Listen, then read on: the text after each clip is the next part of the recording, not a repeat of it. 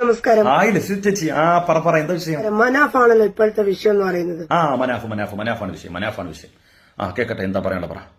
അല്ലെ, നന്മമരം. എന്തൊക്കെയായിരുന്നു നന്മമരത്തിന്റെ ഉദ്ദേശം എന്നുള്ളത് ജനങ്ങളെല്ലാവരും മനസ്സിലാക്കി തുടങ്ങി.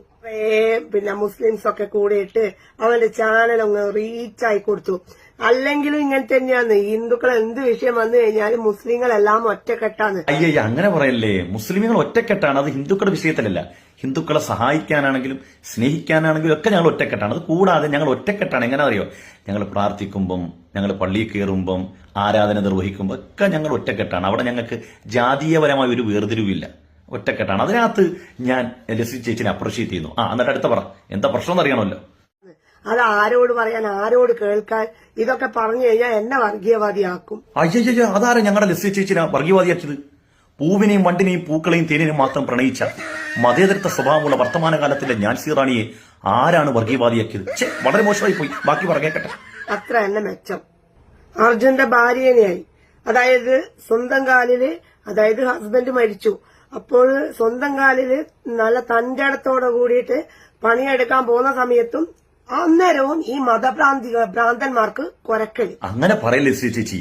സ്വന്തം കാലിൽ നിൽക്കാൻ വേണ്ടി ഭർത്താവ് മരണപ്പെട്ടതിന്റെ പേരിൽ കിട്ടിയ ജോലിയിൽ അവർ പോയിക്കൊണ്ടിരിക്കുമ്പോഴും ഈ മനാഫ് എന്ന് പറയുന്ന ചെറുപ്പക്കാരൻ ഗംഗാവലി പുഴയുടെ തീരത്തുണ്ടായിരുന്നു.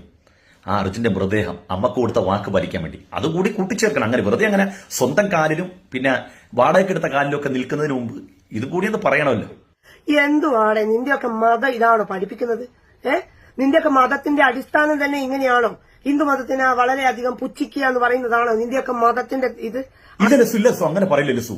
ഞങ്ങൾക്ക് ഒരു ഹിന്ദുവിനോടും ഒരു ക്രൈസ്തവനോടും യാതൊരുവിധ വെറുപ്പുമില്ല, വിദ്വേഷമില്ല, വർഗീയതയില്ല, വിഭാഗീയതയില്ല.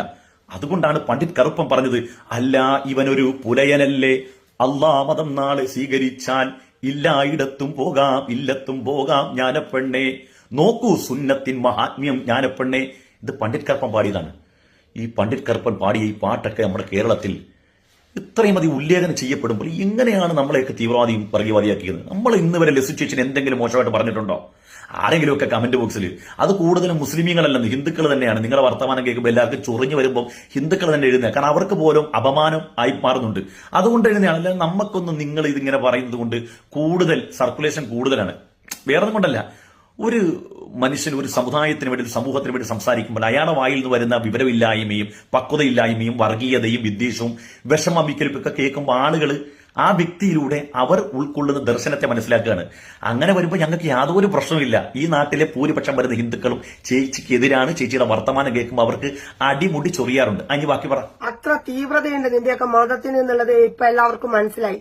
വെറും മതത്തോടു കൂടി മാത്രം കാണുന്ന ചിന്താഗതിക്കാരാണ് നിങ്ങൾ. അങ്ങനെ എല്ലാവർക്കും മതത്തോടുകൂടി കാണുമെങ്കിൽ ചേച്ചീനെ പോലെ വിഷം പരട്ടുന്ന ഒരു സാധനം മുസ്ലിം സമുദായത്തിൽ ഉയർന്നു വരണ്ടേ?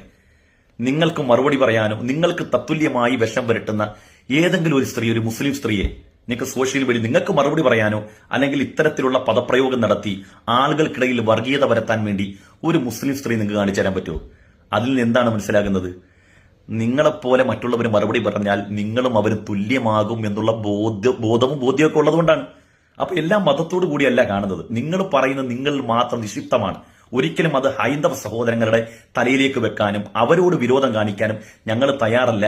ഇവിടെ ലസിത മാത്രമാണ്, ലസിതയുടെ മാനസിക വൈകല്യമാണ് ഈ പ്രസന്റ് ചെയ്യുന്നതും ഈ വമിപ്പിക്കുന്നതും. അത് നിങ്ങളിൽ മാത്രം നിക്ഷിപ്തമാണ്. അതുകൊണ്ട് ഇവിടെയുള്ള സാധുക്കളായ ഹിന്ദുക്കളെയൊക്കെ സപ്പോർട്ട് കിട്ടുമെന്ന് ഞങ്ങൾ ഹിന്ദുക്കൾ ആദ്യം അത് പറയാൻ നമ്മൾ പഠിക്കണം. ഹിന്ദു എന്നാണ്. ഹിന്ദു എന്ന് പറഞ്ഞാൽ മതമല്ല. അതാദ്യം മനസ്സിലാക്കുക. ഞാനൊരു പുസ്തകം കാണിച്ചുതരാം. നമ്മുടെ VP ഹരിദാസിന്റെ ഇതിനകത്തുണ്ട് ഹിന്ദു ആരാന്ന് പറയുന്നുണ്ട്. ഇതിന്റെ 12ാം പേജിൽ നമ്മളാദ്യം ഹിന്ദു എന്ന് വിളിച്ചത് പേർഷ്യക്കാരാണ്. സിന്ധു നദീ തീരത്ത് താമസിച്ച മനുഷ്യരെയാണ് സൈന്ധവർ. അത് പിന്നീട് ഹൈന്ദവരായി മാറിയതാണ്.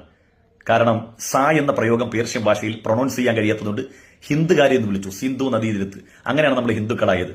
ഒരു പുരാണത്തിലും ഒരു ഇതിഹാസങ്ങളിലും ഒരു വേദത്തിലും ഹിന്ദു എന്ന വാക്കില്ല. അപ്പൊ നമ്മൾ ഹിന്ദുക്കൾ എന്ന് നിരന്തരമായിട്ട് പറയണ്ട.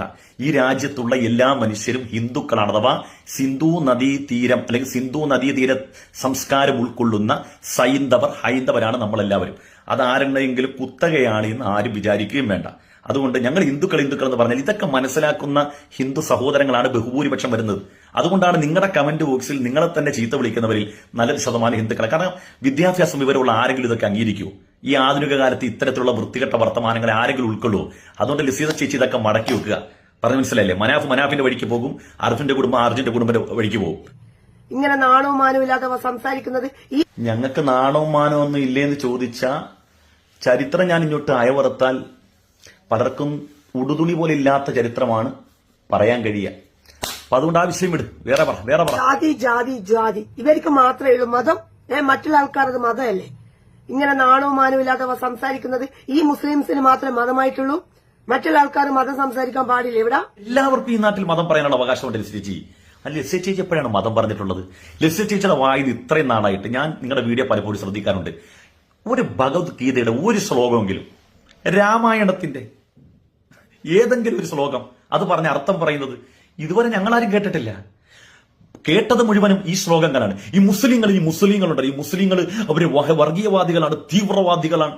ഇത് പറയാൻ വേണ്ടി മാത്രം നിങ്ങൾ സോഷ്യൽ മീഡിയ വരുന്നത്. നിങ്ങൾ അറ്റമുള്ളവനെയും അറ്റമില്ലാത്തവനെയും നന്മയും തിന്മയും വേർതിരിക്കാൻ വേണ്ടി മാത്രം വരുന്നവരാണ് നിങ്ങൾ.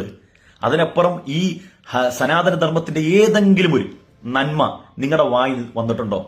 ഒരു ശ്ലോകം ചൊല്ലി അതിന്റെ അർത്ഥം പറഞ്ഞ് കണ്ടില്ലേ ഞങ്ങളുടെ ഗീത ഇത്രമേൽ ആശയ സമ്പുഷ്ടമാണെന്ന് പറഞ്ഞ ഏതെങ്കിലും ഒരു വീഡിയോ ഉണ്ടോ? നിങ്ങളെ കൊണ്ട് കഴിയത്തില്ല, നിങ്ങൾക്ക് അത് അറിയത്തില്ല. നിങ്ങൾക്ക് ആകെ അറിയുന്ന പണി ഇങ്ങനെ വിഷം സ്പ്രെഡ് ചെയ്യാനാണ്. നടക്കട്ടെ എന്നേ, നിങ്ങൾക്ക് ജീവിക്കണ്ടേ. ആദ്യം പറയേണ്ടത് മനാഫ് എന്ന ചട്ടിയോടാണ്. ആദ്യം കർണാടക സർക്കാർ അവന്റെ പേരിൽ കേസെടുത്തിട്ടുണ്ടെന്ന് പറയുന്നത് വളരെ നന്നായി എന്ന് ഞാൻ പറയും. കാരണം എന്തുകൊണ്ടാണെന്നറിയുമോ? അന്ന് മുതൽ പറയുന്നത് മണ്ണിന്റെ അടിയിലാണ് ലോറി എന്ന്. അപ്പൊ നമ്മളൊക്കെ വിളിച്ചു പറയുന്ന സമയത്ത് അന്ന് വർഗീയവാദികളായി. അന്ന് നമ്മൾ വിളിച്ചു പറഞ്ഞു. ആരെ വിളിച്ചു പറഞ്ഞു? ലിസ ചേച്ചി മനാഫിനെ വിളിച്ചിരുന്നല്ലേ, ലോറി ഇന്ന സ്ഥലത്ത് കിടപ്പുണ്ടെന്ന്. അത് തെറ്റാണ്. അത് മനാഫ് ചെയ്തത് പൂർണ്ണമായിട്ട് തെറ്റാണ്. ലിസ ചേച്ചി ഈ വീഡിയോ ഒക്കെ ഇടുന്നതിനിടയിൽ സമയം ഉണ്ടാക്കി മനാഫിനെ വിളിച്ചിട്ടാ ഇന്ന സ്ഥലത്ത് കിടപ്പുണ്ടെന്ന് തന്റെ ദീർഘദൃഷ്ടി വെച്ച് പറഞ്ഞിട്ടും മനാഫ് അത് അംഗീകരിച്ചിട്ടില്ലെങ്കിൽ ലിസ ചേച്ചി ഞാൻ നിങ്ങളുടെ പക്ഷത്താണ്. മനാഫ് ചെയ്തത് തെറ്റാണ്. കാരണം വർഗീയത പറയാൻ വേണ്ടി തന്റെ പല തിരക്കിനിടയിലും സമയം കണ്ടെത്തി.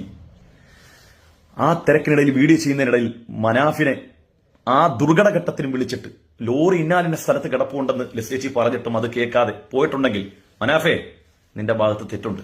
നീ നിരുപാധികം ഞങ്ങളുടെ ലസു ചേച്ചിയോട് മാപ്പ് പറയണമെന്നാണ് ഈ അവസരത്തിൽ പറയാനുള്ളത്. നേവിയുടെ റഡാറുകൾ പോലും പരാജയപ്പെടുമ്പോൾ തന്റെ തൃക്കണ്ണുകൊണ്ട് ലോറി ഇന്നാലിന്റെ സ്ഥലത്ത് കിടപ്പുണ്ടെന്ന് തന്റെ ദീർഘദൃഷ്ടി കൊണ്ട് മനസ്സിലാക്കിയ ലസു ചേച്ചി മനാഫിനോട് പലവട്ടം പറഞ്ഞിട്ടും വർഗീയവാദിയായ മനാഫ് അത് അംഗീകരിക്കാൻ തയ്യാറായില്ല.